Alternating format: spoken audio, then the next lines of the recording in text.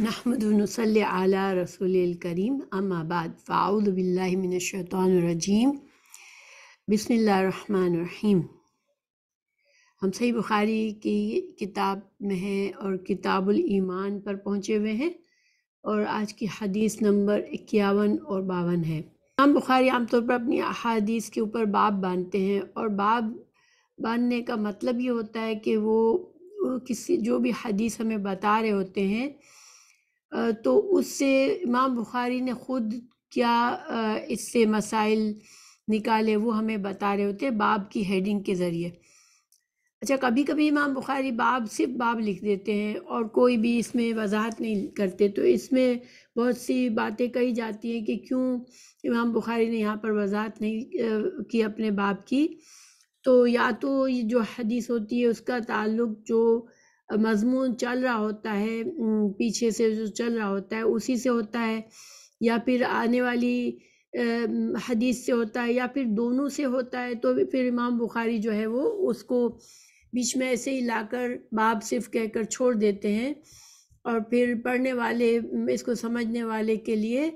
موقع دیتے ہیں کہ وہ خود اس پر غور و فکر کرے اور کنیکشن دیکھے کہ کہاں پر کنیکشن ہے دونوں حدیث کا۔ اچھا، تو کتاب الایمان میں امام بخاری نے جو زیادہ زور دیا ہے جس بات پر، وہ اس بات پر زور دیا ہے کہ انسان کے جو ایمان ہے، ایک مسلمان کا ایمان ہے، وہ ایک جامد چیز نہیں ہے، بلکہ وہ گھٹتا بھی ہے کبھی اور بڑھتا بھی ہے، اور اس کے گھٹنے اور بڑھنے کا تعلق جو ہے وہ انسان کی کیفیات پر ہوتا ہے، جن کیفیات سے انسان گزر رہا ہوتا ہے، اور انسان کی وہ چوائسز، یعنی انسان اپنے لیے کیا راستہ اختیار کرتا ہے، کیونکہ زندگی میں انسان کے لیے ہر لمحہ ہمارے پاس ایک سے زیادہ راستے ہوتے ہیں کسی بھی عمل کے لیے، کسی خاص طور سے کوئی ایسا عمل جس کا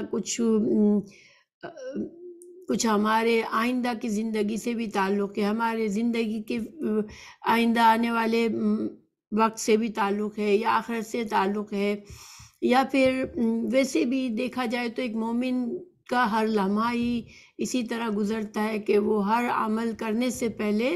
تھوڑا سا سوچ لیتا ہے کہ یہ عمل میری دنیا اور آخرت کے فائدے کا ہونا چاہیے۔ اگر صرف دنیا کے فائدے کا عمل ہے اور آخرت کا نقصان ہے تو ایک مومن جو ہے وہ اس کی حد درجہ کوشش ہوتی ہے کہ وہ اپنے ایسے اعمال سے بچ جائے جو صرف دنیا کے چھوٹے سے فائدے کے لیے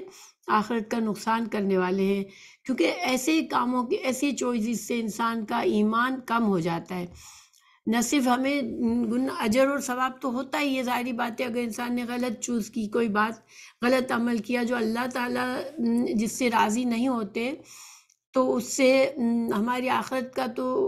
پر تو خراب اثر پڑتا ہے۔ آخرت پہ ہو سکتا ہے کہ بہت بڑا گناہ بھی ہم سے ہو جائے اور بہت چھوٹا گناہ بھی ہو، لیکن گناہ بہرحال گناہ ہوتا ہے جس کا ہماری آخرت کے ہمارے انجام سے تعلق ہوتا ہے۔ لیکن انسان کے اپنی زندگی میں بھی انسان کی اس چوائس سے نقصان یا نفع ہوتا ہے کہ انسان نے کیا طریقہ اختیار کیا، کوئی عمل کر رہا ہے تو اس میں وہ کیا اس نے غور و فکر کیا تھوڑا سا کہ میرا یہ کام جو ہے وہ میرے مستقبل کے لیے اچھا ہے یا برا ہے، یا میری دنیا کے لیے اچھا ہے یا برا ہے، یا میری آخرت کے لیے اچھا ہے یا برا ہے۔ اور سب سے بڑی ترجیح جو ہوتی ہے مومن کی وہ آخرت کا فائدہ ہوتا ہے۔ تو اور پھر جب انسان اس طرح خیال رکھتا ہے تو اس کا ایمان بڑھتا چلا جاتا ہے، لیکن جب ہم یہ خیال نہیں رکھتے تو ہمارا ایمان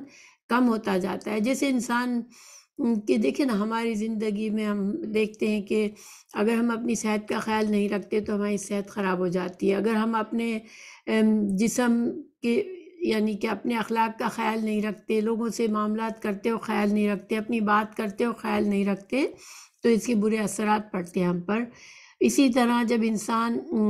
اپنے آخرت کو بھول کے کوئی اپنے اعمال اختیار کرتا ہے، طریقے اختیار کرتا ہے، سوچ اختیار کرتا ہے، تو اس سے ایمان گھٹتا اور بڑھتا ہے۔ تو یہ امام بخاری نے زیادہ تر ہمیں یہ بات سمجھانے کی کوشش کی ہے اور دوسرے مسائل ساتھ ساتھ سمجھاتے رہے۔ تو یہاں پر امام بخاری اس کو اس لیے لائے ہیں اس حدیث کو کہ پچھلے باب میں حضرت جبرائیل علیہ السلام والی حدیث جو ہم نے پڑھی، اس میں حضرت جبرائیل نے سوال کیا کہ ایمان کیا ہے، اسلام کیا ہے، احسان کیا ہے؟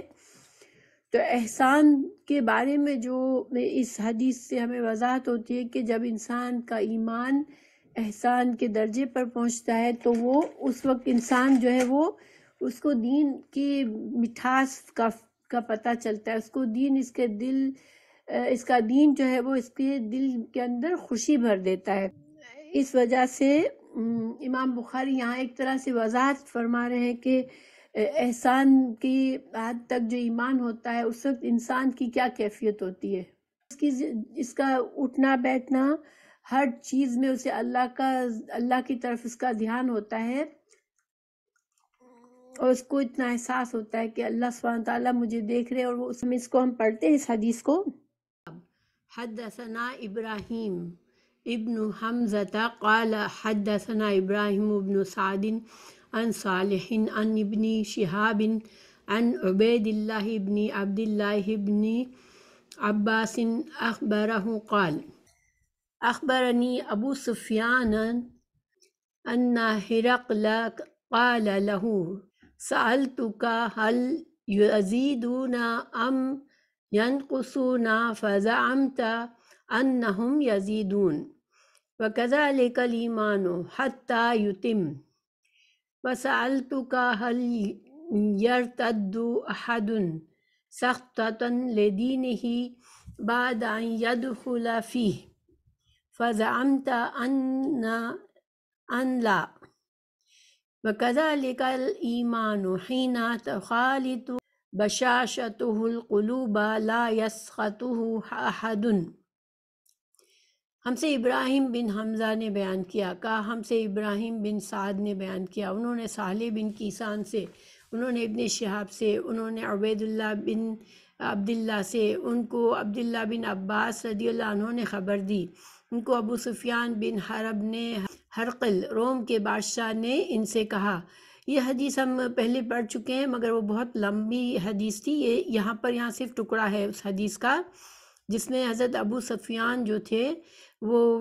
جب ابھی مسلمان نہیں ہوئے تھے اور وہ روم گئے ہوئے تھے،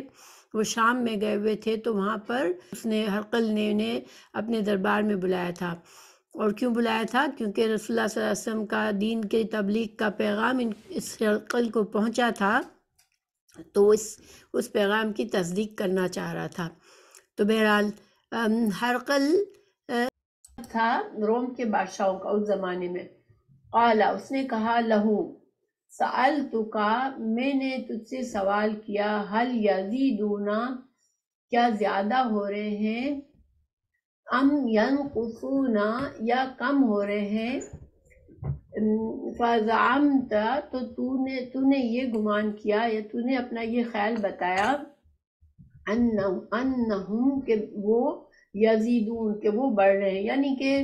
ہرقل نے اس سے پوچھا تھا ابو سفیان سے کہ کیا آپ صلی اللہ علیہ وسلم کا میسج سن کر جو لوگ ایمان لا رہے ہیں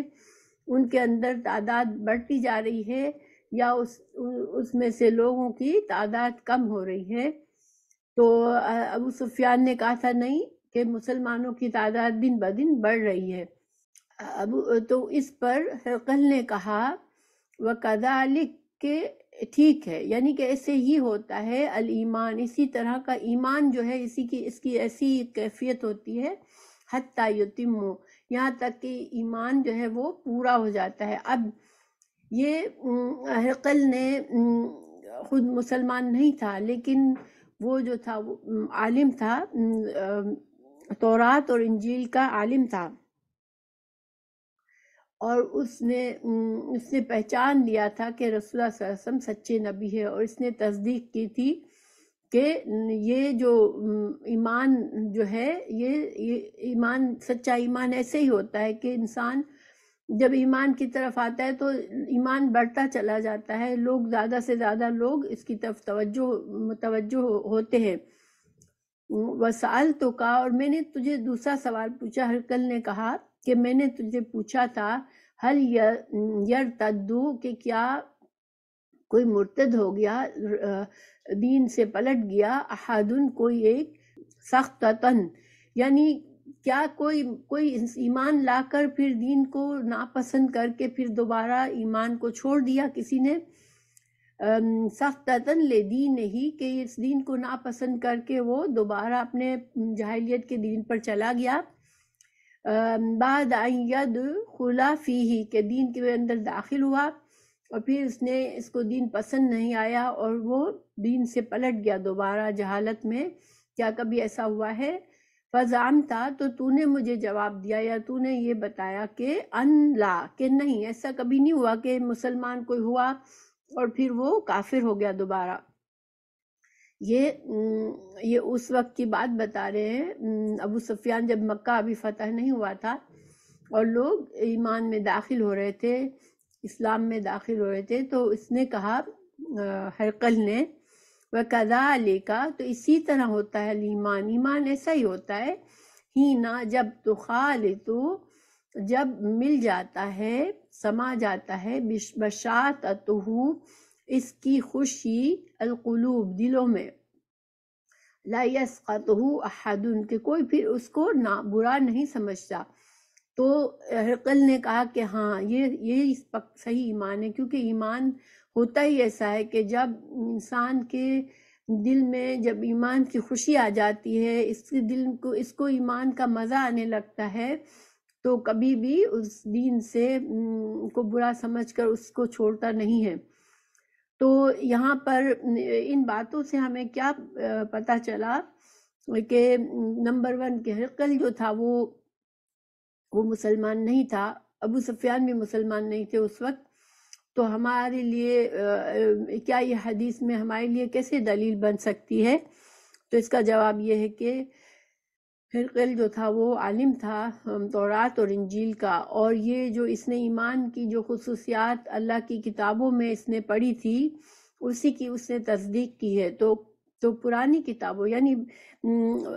یہود اور نصارہ کی کتابوں پر ہمیں اس طرح ایمان لانا ہے کہ اس میں جو باتیں صحیح ہیں، جو ہمارے دین کے ساتھ ملتی ہے، ہمارا دین ان کو جھٹلاتا نہیں ہے، تو وہ ہمارے لیے بھی شریعت ہے. تو گویا کہ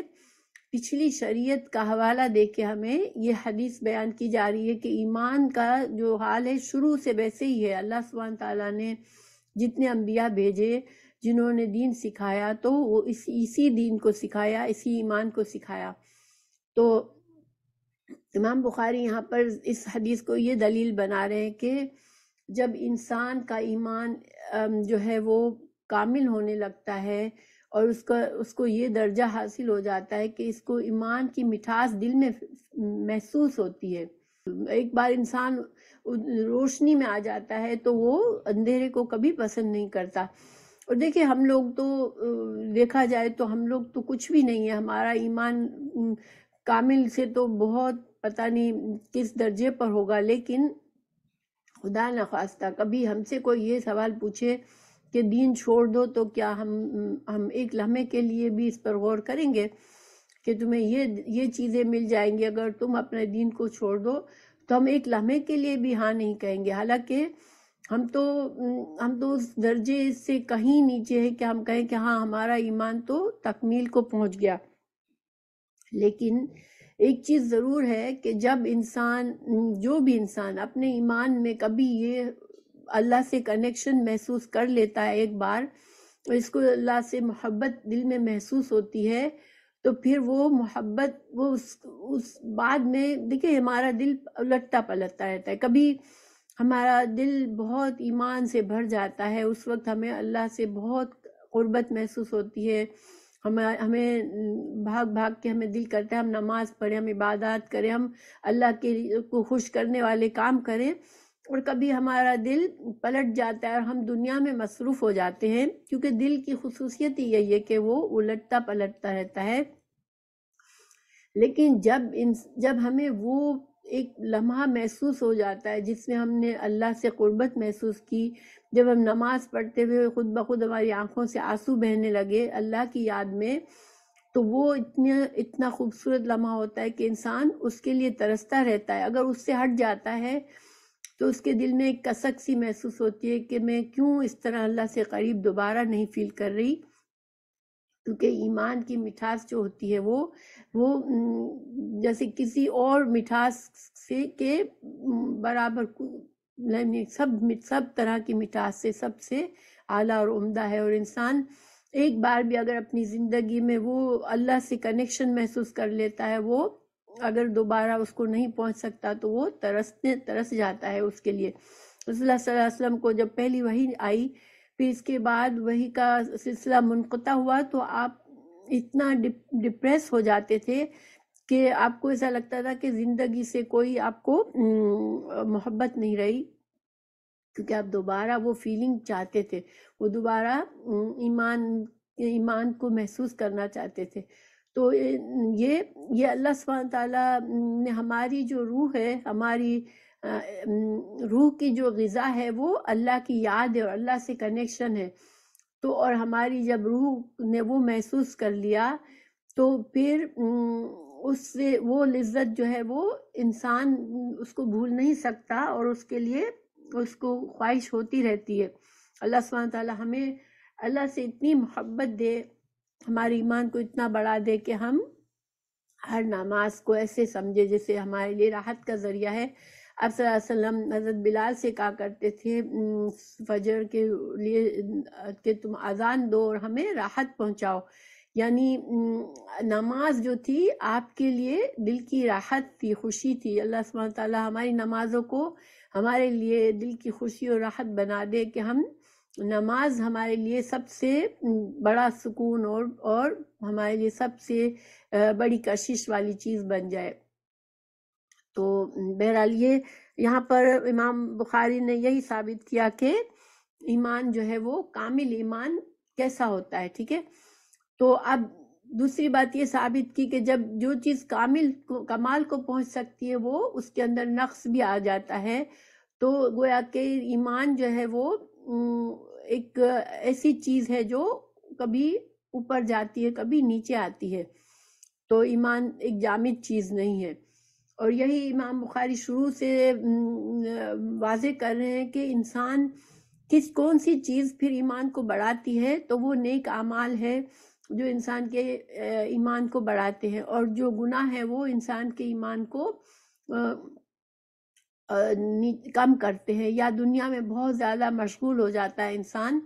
تو اس کا ایمان کم ہو جاتا ہے۔ یعنی کہ حرام چیزیں انسان کے ایمان کو خراب کرتی ہے، اور دنیا کی مشغولیت، چاہے ضروری نہیں کہ وہ حرام ہو، لیکن دنیا کی محبت اور دنیا کے کام جو ہمیں بہت مصروف کر دیتے ہیں اور ہماری ساری سوچیں دنیا کے بارے میں ہو جاتی ہے، تو یہ ہمارے ایمان کو نقصان پہنچاتی ہے۔ لیکن اس کے برعکس دنیا سے جو انسان کو بہت زیادہ رغبت نہیں ہوتی ہے، وہ اپنی دنیا کو اس طرح لیتا ہے کہ ٹھیک ہے، اچھی پاکیزہ زندگی گزارتا ہے، جو چیزیں کرنی ہے اس کو کرتا ہے، لیکن دنیا کے پیچھے اس کی جان نہیں اٹکی ہوئی ہوتی ہے کہ مجھے یہ خواہش ہے، میری وہ خواہش ہے، مجھے یہ چاہیے، مجھے وہ چاہیے، مجھے یہ بڑا پن ہونا چاہیے، مجھے لوگوں کے اندر یہ درجہ ملنا چاہیے۔ یہ ساری چیزیں اس کے اندر نہیں ہوتی ہے، تو پھر وہ اس کا ایمان جو ہے وہ مضبوط رہتا ہے، ایمان میں کمی نہیں آتی۔ تو اب اگلا باب میں امام بخاری جو ہے وہ اس شخص کے بارے میں بتا رہے ہیں جو کہ اپنے ایمان کی بچانے کے لیے حد درجہ فکر مند ہوتا ہے اور اس کی حفاظت کی ہر تدبیر کرتا ہے، کیونکہ ایمان ایک ایسی دولت ہے جس کی حفاظت ضروری ہے، اور یہی انسان کی اسٹرگل ہے دنیا میں کہ اپنے ایمان کی حفاظت کرے اور اس کو ہمیشہ اچھے سے اچھے لیول پہ رکھے۔ جس سے ہم اپنے جسم کا خیال رکھنا چھوڑ دیں گے تو ہم جسمانی طور پر ڈیٹیریٹ ہو جائیں گے، اسی طرح اگر ہم اپنی روح کا خیال نہیں رکھیں گے تو ہماری روح جو ہے وہ خراب ہو جائے گی، وہ ضائع ہو جائے گی۔ تو اس کے بارے میں جو کہ اپنے دین کی فکر کرے اور اس کی خاطر وہ گناہوں کو تو چھوڑے لیکن ہر اس چیز کو چھوڑ دے، گناہ کے قریب بھی نہ جائے، جس چیز میں اس کو ہلکا سا بھی شک ہو اس کو وہ چھوڑ دے کہ کہیں اس میں کہیں گناہ کا پہلو نہ ہو۔ تو اس کو حدیث باب کو پڑھتے ہیں ہم۔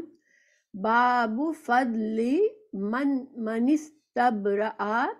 لدینہ، یہ لی ہے یہاں پر، ٹھیک ہے، تھوڑا مٹ گیا ہے. باب اس بارے میں، من جو،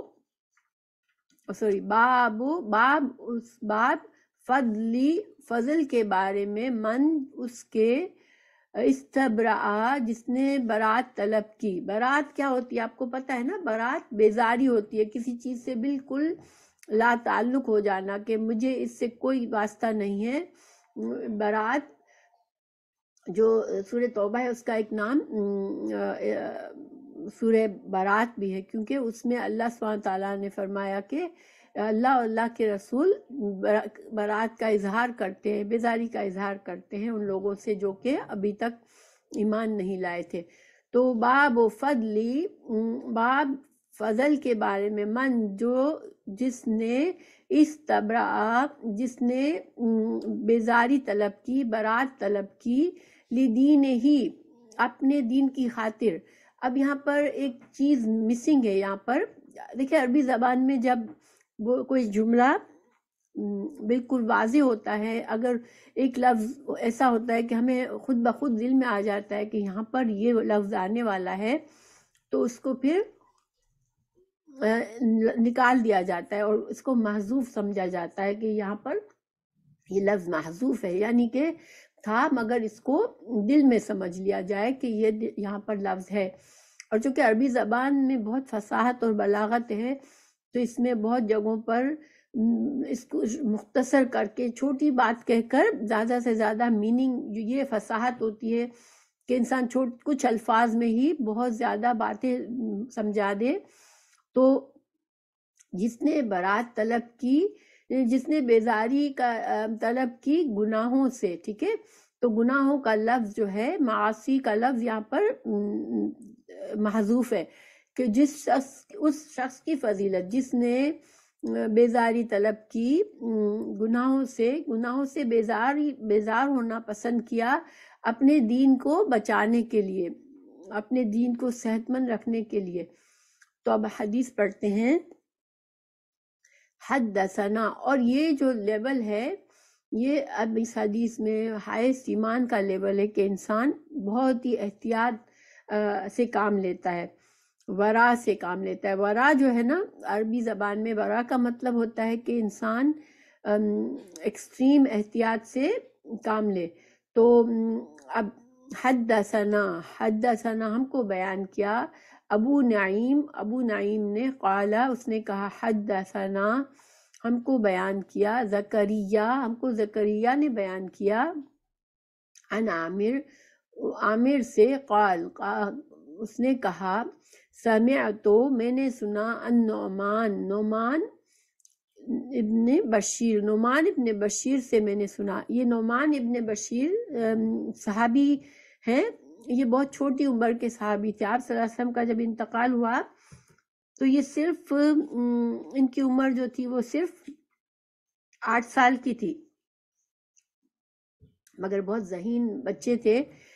تو وہ آپ صلی اللہ علیہ وسلم کی مجلس میں ہوتے تھے. ان کے جو والد آپ صلی اللہ علیہ وسلم کے محفل میں بہت زیادہ ہوا کرتے تھے، تو یہ بھی اپنے والد کے ساتھ جاتے تھے. تو انہوں نے یہ حدیث بیان کی ہے. ان سے ایک اور حدیث بھی، بہت اہم حدیث دوسری بھی انہوں نے بیان کی ہے. پہلے میں ان کا بارے میں تھوڑا سا بتا دوں کہ یعنی کہ 8 سال کی عمر میں انہوں نے، آپ صلی اللہ علیہ وسلم کی دنیا سے رخصت ہوئے، ان کی عمر 8 ہی سال کی تھی. تو وہ دوسری ایک حدیث میں بیان کرتے ہیں کہ میرے والد نے میرے رسول اللہ صلی اللہ علیہ وسلم کی موجودگی میں مجھے کوئی تحفہ دیا. تو رسول اللہ صلی اللہ علیہ وسلم نے پوچھا کہ تم نے کیا اپنے، میرے والد سے پوچھا کہ کیا تم نے اپنے اور دوسرے بچوں کو بھی یہ تحفہ دیا ہے؟ تو انہوں نے کہا نہیں، میں نے صرف اس نعمان کو ہی دیا ہے. تو آپ صلی اللہ علیہ وسلم اٹھ کر چلے گئے کہ میں ایسی بے انصافی کا گواہ نہیں بن سکتا ہوں. گویا آپ صلی اللہ علیہ وسلم نے کا کہنا یہ تھا کہ جب انسان اپنی زندگی میں اولاد کو گفٹ دے تحفہ دے تو سب کو برابری کرے، یہ نہیں کہ ایک بچے کو تو بہت دے دیا اور دوسروں کو محروم کر دیا، یہ ناانصافی ہے۔ تو یہ بھی ایک بہت اہم حدیث ہے جس سے ایک حکم نکلتا ہے ہماری شریعت کا کہ مرنے کے بعد چونکہ جو ورثہ ہوتا ہے اس میں لڑکیوں کا جو حصہ ہوتا ہے لڑکوں سے آدھا ہوتا ہے، لیکن زندگی میں چاہے لڑکی ہو چاہے لڑکا ہو، انسان جب گفٹ دے اپنے بچوں کو تو برابر سے گفٹ دے، کمی نہ کرے۔ تو یہ حدیث بھی بہت اہم حدیث ہے، نعمان بن بشیر کی یہ حدیث علماء کے نزدیک ان 4 احادیث میں شمار ہوتی ہے جن پر دین کے تمام امور جیسے ان کی بنیاد ہے۔ تو مطلب کیا ہے کہ اگر یہ 4 احادیث انسان ان کو یاد کر لے اور اپنی زندگی اس کے مطابق، اس کی تعلیمات کے مطابق کر لے، تو اس انسان کا ایمان جو ہے وہ جسے اس نے کامل کر لیا۔ تو وہ چار باتیں جو مختلف احادیث میں بتائی گئی، تو اس حدیث میں یہ بات ہے کہ شبہ والی چیزوں سے بچے انسان۔ اور دوسری جو حدیث ہے، حدیث پوری میں کوٹ نہیں کر رہی ہوں، مگر یہ 4 چیزیں 4 احادیث میں آئی ہیں اور ان 4 حدیث کا بہت بڑا مقام ہے۔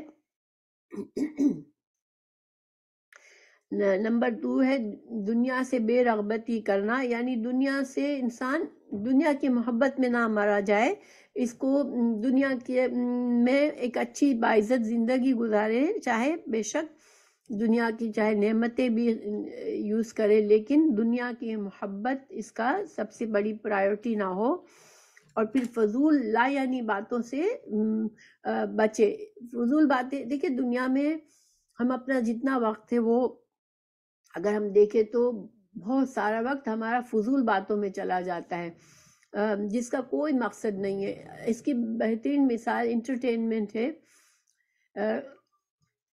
کہ ہم لوگوں کے زمانے میں انفارچونیٹلی یہ چیزیں ہیں جو ہمیں ہمارا بہت سارا وقت لے لیتی ہے۔ ٹی وی کے ساتھ وقت گزار دینا، فون پر سوشلائز کرنا، یہ کیا ہے؟ ان میں اگر ہم بہت زیادتی کرتے ہیں، بہت زیادہ ان میں جاتے ہیں تو یہ ہمارا وقت کا ضیاع ہو جاتا ہے۔ پھر نیت کے مطابق کہ انسان کا ہر عمل اس کی نیت کے مطابق ہو، یعنی کہ انسان کا جو ظاہر اور باطن ایک ہو، اس میں فرق نہ ہو، انسان کی زبان پر جو بات ہو وہی اس کے دل میں ہو۔ یہ 4 اگر خصوصیات انسان کے اندر آ جائے تو گویا اس نے اپنے دین کی پوری حفاظت کر لی۔ تو یہ حدیث اس وجہ سے بہت ہی زیادہ مشہور ہے کہ اس سے بہت بڑا اصول ایک دین کا نکلتا ہے کہ انسان جو ہے وہ شبہ والی چیزوں سے بچے، ٹھیک ہے؟ اور انشاءاللہ حدیث کو پڑھیں گے تو اور بات سمجھ آئے گی۔ تو نعمان بن بشیر کہتے ہیں سمعتو، میں نے سنا رسول اللہ صلی اللہ علیہ وسلم سے یقول، اور وہ فرما رہے تھے۔ دیکھیں ہم 8 سال کے بچے کو بہت بچہ سمجھ کر اس کو بعض اوقات ہم کہتے ہیں ابھی تو دین کی باتوں کے لیے بہت چھوٹا ہے یہ، لیکن کین یو امیجن کہ 8 سال کے بچے نے بڑے ہو کے ماشاءاللہ انہوں نے دین کی خدمت کی، علم سکھایا بہت سے لوگوں کو، لیکن 8 سال کے بچے نے یہ حدیث بیان کی جس کو بڑے بڑے علماء اس سے بہت بڑا ایک اصول نکالا لوگوں نے۔ تو دین کے معاملے میں ہمیں بچوں کو بہت زیادہ ڈرنا نہیں چاہیے کہ ان کو دین ہم ابھی سکھائیں نہیں سکھائیں، کیونکہ ہمیں نہیں پتا کہ کون سی بات ان کی بچپن کی ان کو انشاءاللہ بڑے ہو کے کام آئے گی اور کون سی چیز سے ان کی زندگی سنور جائے گی۔ تو حدیث یہ ہے الحلال بین، کہ حلال واضح ہے، والحرام بین، اور حرام بھی واضح ہے، وبینہما، اور ان کے درمیان، ان دونوں کے درمیان مشبہات، کچھ مشتبہ چیزیں ہیں، کچھ شبہ والی چیزیں ہیں، یعلمھا لا یعلمھا، نہیں جانتے نہیں علم رکھتے ان کا، کثیر، بہت سے لوگ، من الناس، لوگوں میں سے، یعنی بہت سے لوگوں کو ان چیزوں کا پتہ نہیں ہوتا کہ یہ حلال ہے یا حرام۔ دیکھیں آپ صلی اللہ علیہ وسلم حلال جو ہے ہمیں بتا دیا،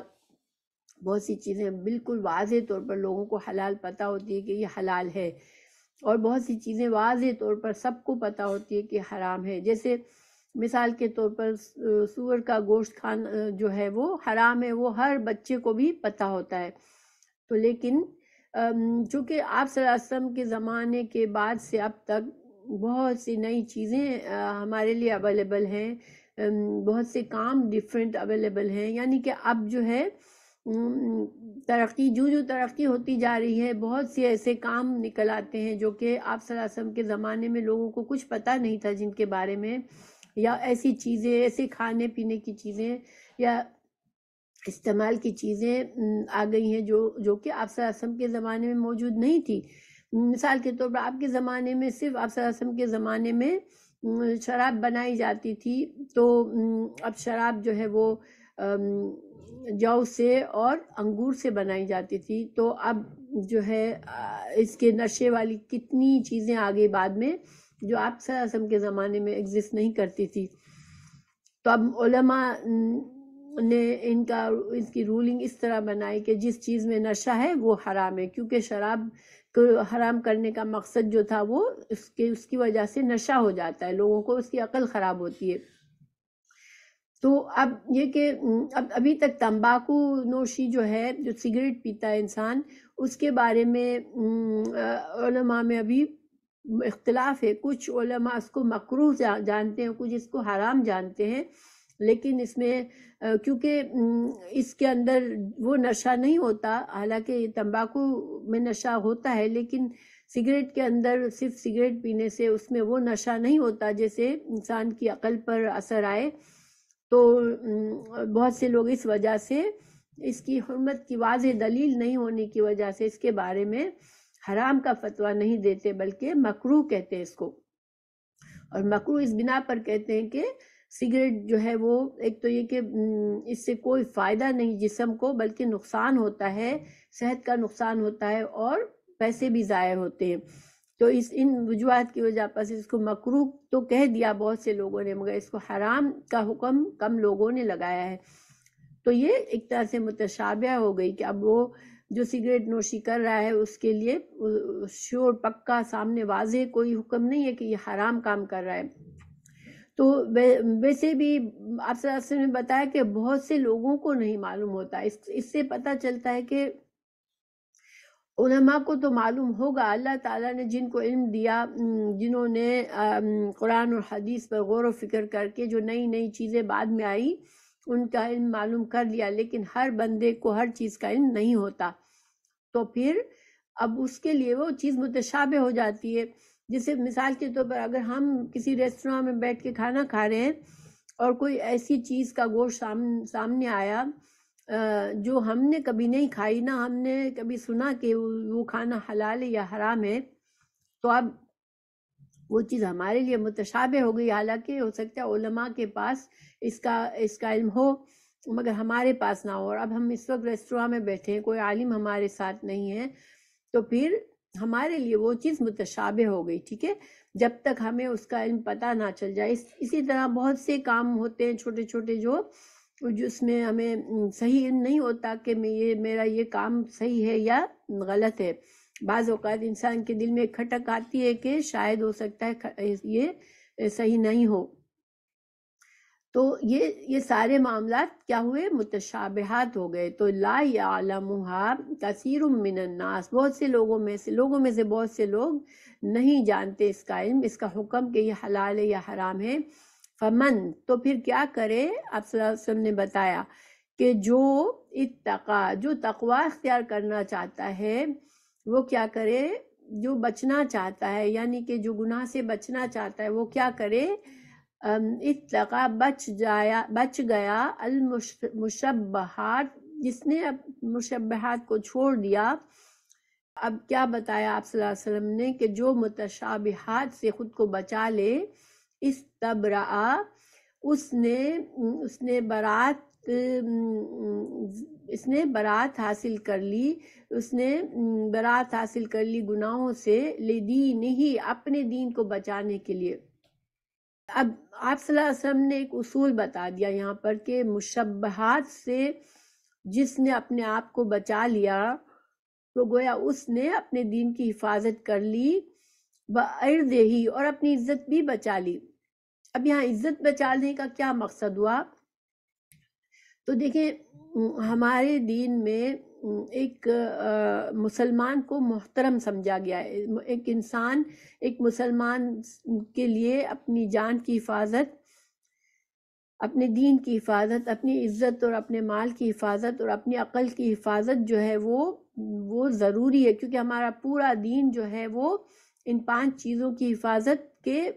تمام احکامات ان 5 چیزوں کی حفاظت کے لیے بنائے گئے ہیں۔ تو جو انسان مشبہات میں، یعنی جو لوگوں کو پتہ بھی نہیں، عجیب عجیب چیزیں لوگوں کے سامنے لائے گا اور ان کو کھائے گا پیے گا یا وہ کام کرے گا جو لوگوں کے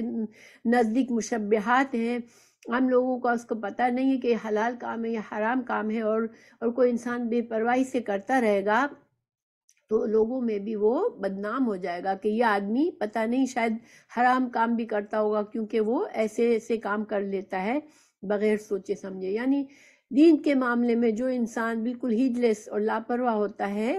اس کی عزت بھی نہیں ہوتی ہے۔ تو انسان کو اپنے دین اور عزت دونوں بچانے کے لیے مشبہ چیزوں سے بچنا چاہیے۔ تو اب تھوڑا سا میں آگے جانے سے پہلے آپ کو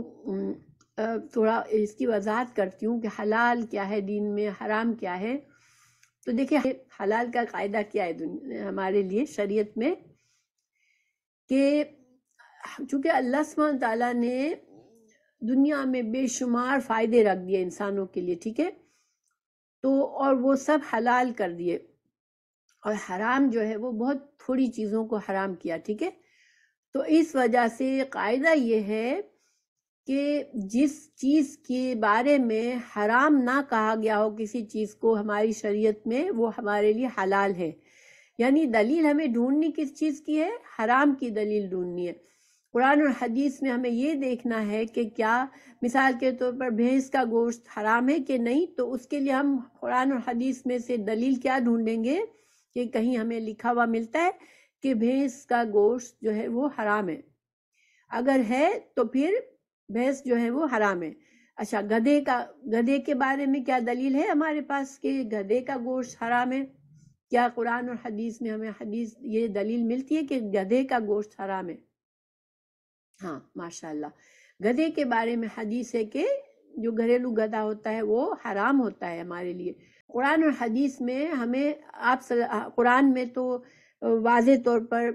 جن چیزوں کو حرام کیا وہ واضح چیزوں میں سور کا گوشت اور جو بہتا ہوا خون حرام ہے، سور کا گوشت حرام ہے، اور مردار کو کھانا حرام ہے۔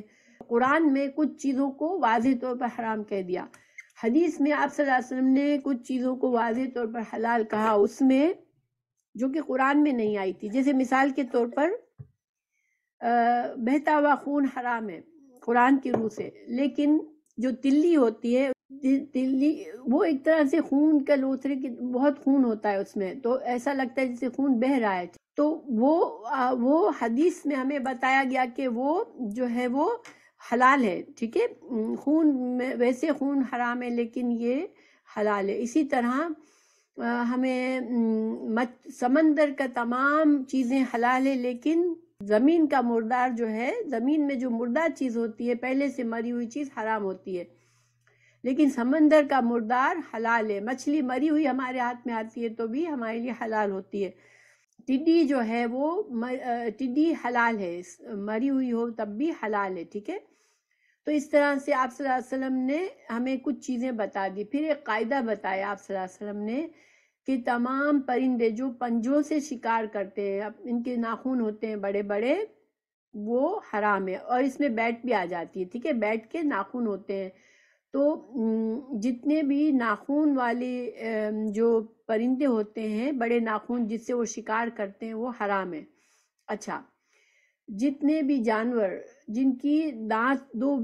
نوکیلے دانت نکلے ہوئے ہوتے ہیں، جیسے بلی کے 2 بڑے نوکیلے دانت ہوتے ہیں، اسی طرح کتے کے ہوتے ہیں، اسی طرح وحشی جانوروں کے ہوتے ہیں، تو یہ سارے جانور حرام ہیں ہمارے لیے۔ تو اس طرح سے قاعدہ بتا دیا آپ صلی اللہ علیہ وسلم نے۔ ہاں بالکل، ویمپائر کی طرح ہوتے ہیں نا، بیٹ کے تو دانت بھی ہوتے ایسے نکلے ہوئے ہوتے ہیں، تو بیٹ جو ہے وہ حرام ہے، حلال نہیں ہے وہ۔ تو اب یہ کہ اب بعض اوقات ہمیں کسی چیز کا نہیں پتہ ہوتا ہے، تو اور شرمپ جو ہے وہ حلال ہے، شرمپ جو ہے دیکھیں کوئی دلیل نہیں ہے اس کے حرام ہونے کی، ٹھیک ہے۔ جو لوگ مکروہ کہتے ہیں وہ شاید اس لیے کہتے ہیں کہ بہت سارے شرمپ کھاتے ہیں جب پیٹ بھرتا ہے، اور پتہ نہیں شاید میں نے کبھی سنا تھا کہ ان کا کہنا ہے کہ کوئی ایسی چیز جس سے انسان کا کم از کم پیٹ بھر جائے وہ کھانی چاہیے، اس سے چھوٹی چیز جیسے بہت 2 3 4 5 6 7 8 کھانے کے بعد اگر پیٹ بھرے انسان کا تو پھر وہ جانور نہیں کھانا چاہیے۔ لیکن یہ ایسا حدیث اور قرآن میں ایسا کوئی قاعدہ نہیں بتایا گیا، ٹھیک ہے۔ بٹیرز چھوٹی چھوٹی ہوتی ہیں مگر وہ بھی حلال ہوتی ہیں۔ تو بہرحال اب یہ تو فقہ کی باتیں ہیں، لیکن آپ صلی اللہ علیہ وسلم نے ہمیں یہ سمجھایا، اس حدیث سے ہمیں یہ سمجھنے کو ملا کہ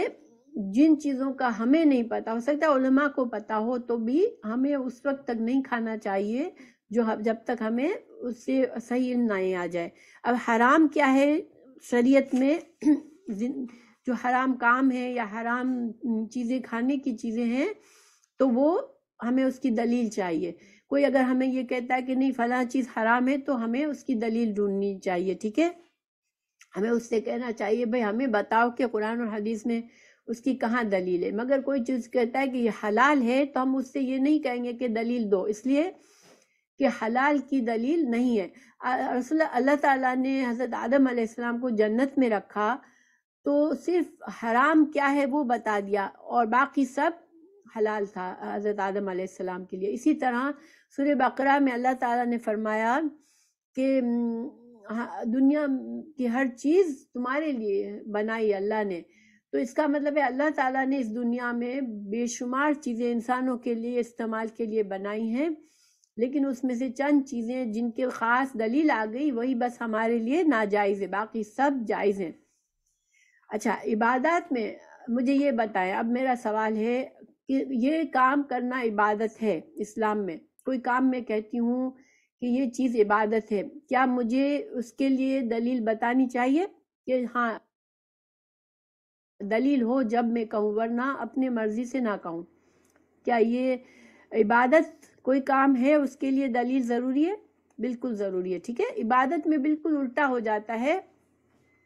دیکھیں حلال کے لیے دلیل نہیں چاہیے تھی، مگر عبادت ہے کوئی کام اس کے لیے دلیل چاہیے۔ کیوں؟ کیونکہ اللہ سبحانہ وتعالیٰ نے جو کام اللہ کو جس طریقے سے پسند تھا کہ میرے بندے یہ کام اس طرح کریں گے، یہ میرے لیے ورشپ عبادت، لیکن عبادت کا مفہوم ہوگا نماز ہمیں پڑھنی ہے، کتنی نمازیں پڑھنی ہے، کتنے رکعتیں پڑھنی ہے، یہ سب اللہ تعالیٰ نے ہمیں بتا دیا، تو اس کی دلائل موجود ہیں۔ اگر اللہ تعالیٰ نے اس دنیا میں بے شمار چیزیں انسانوں کے لیے استعمال کے لیے بنائی ہیں،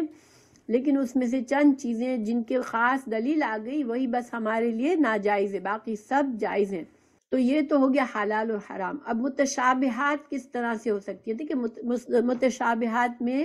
ایک تو ہمیں اسی حدیث سے پتہ چلتا ہے کہ آپ صلی اللہ علیہ وسلم نے فرمایا کہ بہت سے لوگوں کو اس کا علم نہیں ہوتا، کیونکہ آپ صلی اللہ علیہ وسلم کے بعد دنیا میں بہت سی چیزیں آنی تھی، اور آپ صلی اللہ علیہ وسلم کو پتہ تھا کہ لوگ جتنا لوگوں کے معاملات بڑھیں گے، جتنی ان کی سمجھ بڑھے گی، جتنی وہ لوگ دوسری طریقوں سے چیزیں نکالیں گے، تو آپ صلی اللہ علیہ وسلم نے فرما دیا کہ اب بہت سے لوگوں کو اس کا علم نہیں اگر ہے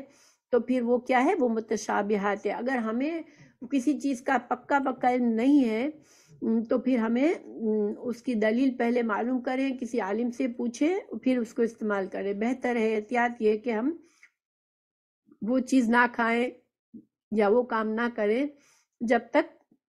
ہم شیور نہ ہو جائیں۔ دوسرا طریقہ، دوسری ریزن متشابہات کی یہ ہو سکتی ہے کہ علماء کو ان چیزوں کے بارے میں اختلاف ہو، یعنی کہ کوئی کہہ رہا ہے کہ حلال ہے، کوئی کہہ رہا ہے حرام ہے، چونکہ انسان کی نیت اللہ جانتا ہے، تو انسان جو ہے وہ اپنی نیت اللہ سے ڈرتے ہوئے کرے کہ ٹھیک ہے علم کا ذریعہ ہے تو پھر اس علم حاصل کرے، صحیح علم، اور پھر صحیح بات کو لے لے، پھر اپنے امام کی بات اگر غلط بھی ہے تو اس کو چھوڑ دے۔ علم کا ذریعہ نہیں ہے، اس کو خود اتنی سمجھ نہیں ہے، تو پھر آسانی کے لیے 10 اماموں سے بات کر کے اپنی مرضی کا فتویٰ نہ ڈھونڈے، ٹھیک ہے؟ تو یہ احتیاط ہے اس میں۔ اچھا، پھر کچھ چیزوں کا یہ ہے کہ اللہ سبحانہ تعالیٰ نے ہی ان کو مشبہات بنایا ہے، تو پھر ایسی چیزوں میں احتیاط کا پہلو یہ ہے کہ پھر اس کو چھوڑ دے انسان، وہ کام نہ کرے جو کہ واضح کہیں سے بھی مجھے حکم نہیں مل رہا تو اس کو چھوڑ دے پھر۔ اچھا، پھر ایک اور طریقہ ہے، علماء کہتے ہیں کہ کثرت سے جو انسان اس دنیا کی مباح چیزیں وہ ہوتی ہے جس کا نہ حلال ہے نہ حرام ہے، بس انسان چاہے تو کرے چاہے تو نہ کرے، کوئی ثواب گناہ سے تعلق نہیں ہے ان چیزوں کا۔ اب جب کسی انسان کو بہت زیادہ دل اس کا خواہشات سے بھرا ہوا ہے اور وہ ہر وقت اس کو ایسی مباح چیزوں میں اپنا وقت گزارتا ہے، کیونکہ ہمارا نفس جو ہے نا، ہم جتنا اس کو فیڈ کریں گے وہ اتنا موٹا ہوتا جائے گا اور اتنا زیادہ وہ ہم پر حاوی ہوتا جائے گا۔ انسان کو اپنے نفس پر کنٹرول رکھنا چاہیے۔ بعض اوقات ہماری ہر خواہش پوری ہونا ضروری نہیں ہے، دنیا میں بعض لوگوں کی ہر چیز ان کی مرضی سے ہو، ہر چیز ان کی خواہش کے مطابق ہو، تو یہ رویہ بھی انسان کے لیے انسان کو بگاڑتا ہے۔ تو اسی طرح ہمارا نفس ایک چھوٹے بچے کی طرح ہے، اگر ہم جتنا اس کی مرضی کے مطابق، نہیں میرا دل یہ چاہتا ہے، نہیں میرا دل یہ چاہتا ہے، نہیں مجھے یہ کرنا ہے، ہر وقت ہم اسی میں رہیں گے، تو پھر ہمارا نفس جو ہے وہ ایک بگڑے ہوئے بچے کی طرح بن جاتا ہے کہ بس اس کو ہر چیز، ہر خواہش پوری کرنی ضروری ہو جاتی ہے، اور یہ اس میں انسان کے لیے ایمان کا خطرہ ہوتا ہے، کیونکہ جتنا دیکھیں انسان جب اپنے نفس پر کنٹرول رکھتا ہے تو اس کو وہ سوچتا ہے، بچارتا ہے، اس کو دیکھتا ہے، احتیاط کرتا ہے، تو اس سے بہت سی باتیں اس کے لیے کلیئر ہو جاتی ہے اور وہ سوچ سمجھ کے فیصلے کر سکتا ہے۔ تو انسان کو اعتدال رکھنا چاہیے اپنے اندر۔ ہمارے دین ہمیں کیا اصول سکھاتا ہے کہ تم گناہ کے قریب بھی نہ جاؤ، یعنی ولا تقربوا الزنا۔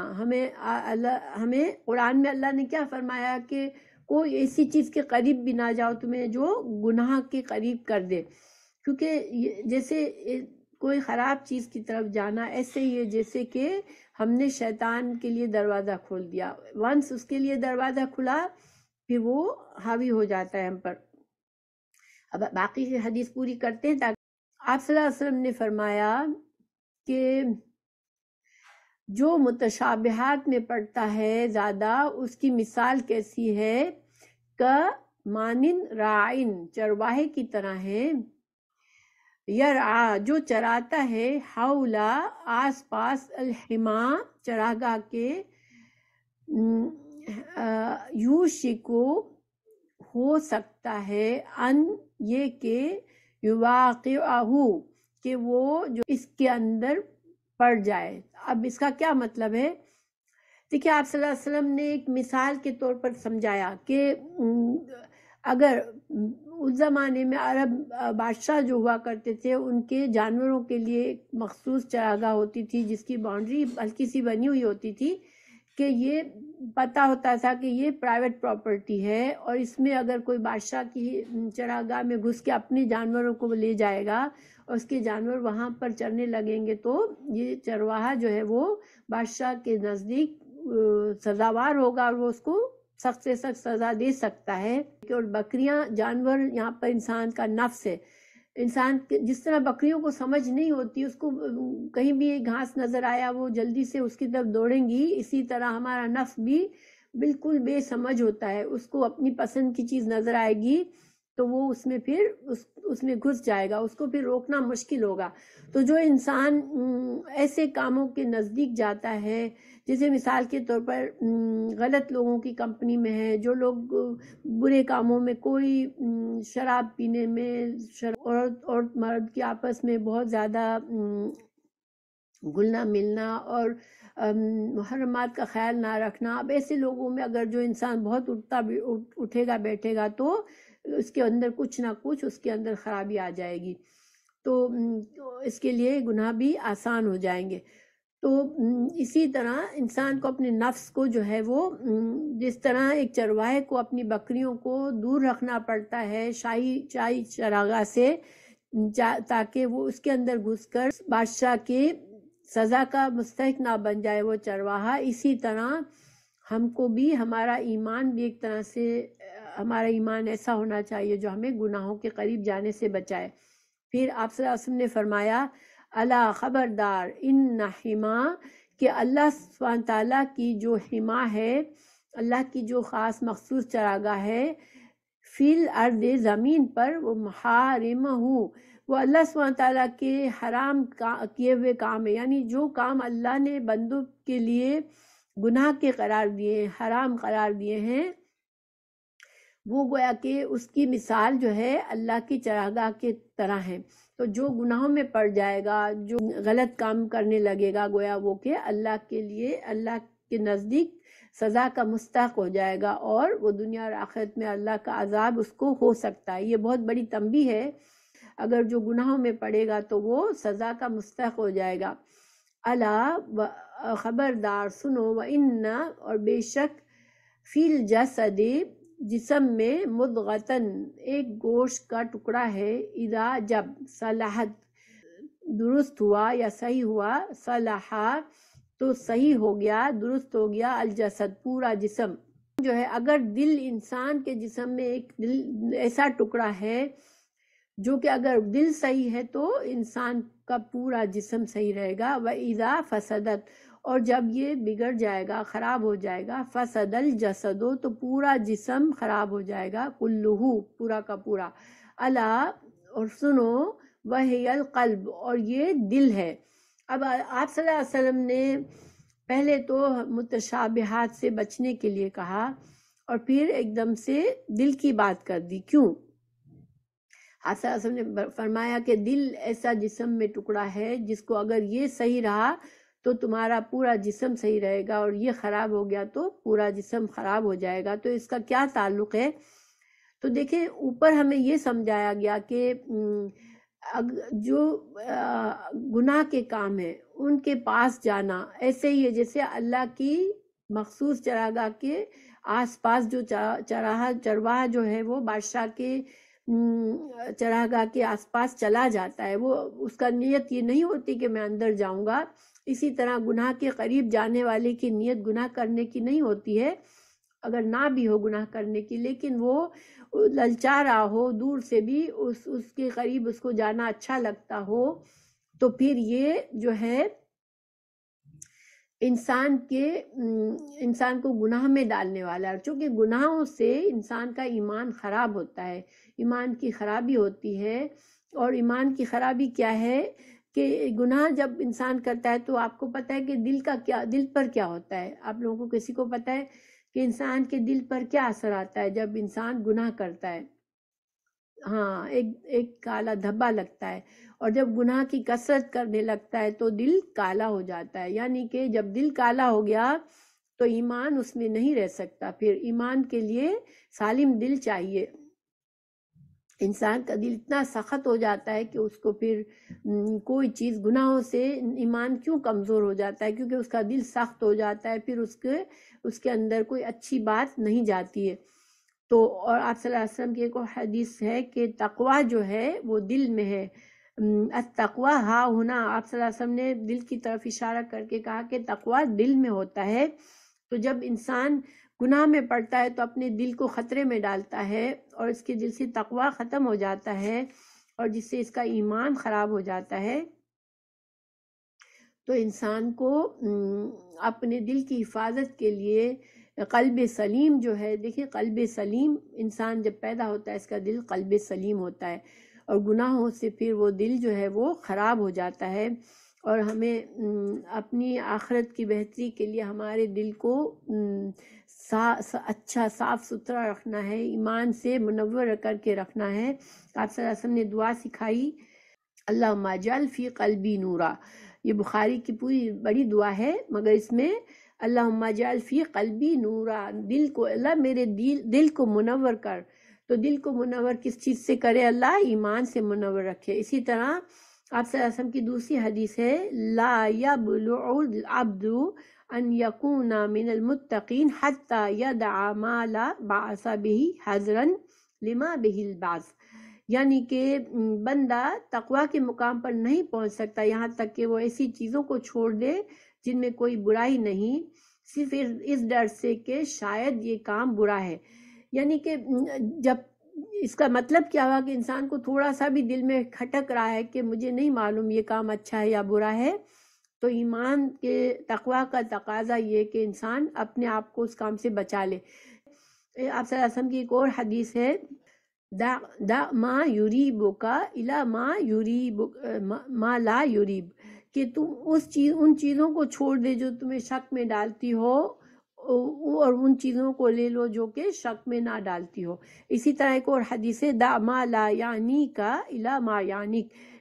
لا یعنی چیزوں کو چھوڑ دے انسان. لا یعنی چیزیں جیسے کہ دنیا کی، جیسے میں نے کہا کہ انسان اپنے نفس کے پیچھے پیچھے چلتا جائے، ایک خواہش پوری ہوئی تو دوسری ہوئی تو دوسری، جو بے مقصد کام کرتا رہے اور کہے کہ اس میں کوئی برائی نہیں، اس میں کوئی گناہ نہیں، اور ہو سکتا ہے وہ کوئی حرام کام نہ بھی ہو، لیکن بہت زیادہ دنیا میں انسان مشغول ہو جاتا ہے، لا یعنی باتوں میں پڑ جاتا ہے. جو انسان احتیاط کرتا ہے، لا یعنی چیزوں سے بچتا ہے، تو پھر وہ اپنے ایمان کی حفاظت کر رہا ہوتا ہے. تو ایمان کی حفاظت جو ہے وہ جو انسان صحیح معنوں میں کرتا ہے تو وہ اپنے ایمان کو احسن درجے پر لے جاتا ہے، اور انسان کو اپنے دل کی حفاظت کے لیے اپنے گناہوں سے بچنا اور مشبہات سے بچنا ضروری ہے. اسی طرح انسان کو اپنی عقل کی حفاظت کے لیے عقل نہیں، اپنی عزت کی حفاظت بھی کرنی چاہیے، کیونکہ ایک مومن باعزت انسان ہوتا ہے. یہ نہیں، دیکھیں باعزت ہونے کا یہ مطلب نہیں ہے کہ انسان اپنی بڑی بڑی باتیں کر کے عزت کما لے اپنے منہ سے، وہ تو ریاکاری اور دکھاوا ہو جاتا ہے. لیکن صحیح معنوں میں انسان اگر اپنے اندر اچھا اخلاق پیدا کرتا ہے کہ میرا اخلاق اچھا ہو، لوگوں کو رویہ میرا اچھا ہو لوگوں کے ساتھ، میں لوگوں کے سامنے ایسے کام نہ کروں جس سے لوگوں کو شک ہو کہ یہ میں حرام کام کر رہا ہوں، یہ ساری اچھی باتیں ہیں. ٹھیک ہے، جائے اللہ کے ڈر سے بھی اور بندوں کے ڈر سے بھی انسان کو گناہ چھوڑ دینا چاہیے. آف کورس اللہ ہی کے لیے چھوڑتے ہیں ہم، لیکن چونکہ اللہ ہی کا حکم ہے کہ ہم بندوں میں بھی اپنی عزت کا خیال رکھیں. ایک انسان چھپ کر گناہ کرتا ہے اور ایک انسان وہی گناہ کھل کر کرتا ہے، سر عام کرتا ہے، تو دونوں میں سے کس کا گناہ بڑا ہے؟ جو کھل کر کر رہا ہے اس کا، یا چھپ کر کر رہا ہے؟ گناہ دونوں ہے، دونوں، مگر ہو سکتا ہے کہ جس نے چھپ کر گناہ کیا اللہ اس کے گناہ پر پردہ کرے اور اس کو توفیق دے دے کہ وہ معافی مانگ لے گا. لیکن جو سر عام کھل کر کرتا ہے وہ دوسروں کو بھی کرپٹ کرتا ہے اور دوسروں پر بھی برا اثر ڈالتا ہے. اور جب گناہ بہت عام ہو جاتے ہیں تو اس گناہ کی کراہت جو ہے وہ لوگوں میں ختم ہو جاتی ہے اور لوگ اس کو گناہ سمجھتے ہی نہیں ہیں. ہم نے اس حدیث میں بیسیکلی ہم نے یہ سیکھا کہ انسان کو احتیاط کا پہلو، ایک مومن محتاط ہوتا ہے، لاپرواہی نہیں کرتا گناہ کے معاملے میں اور حرام کے معاملے میں.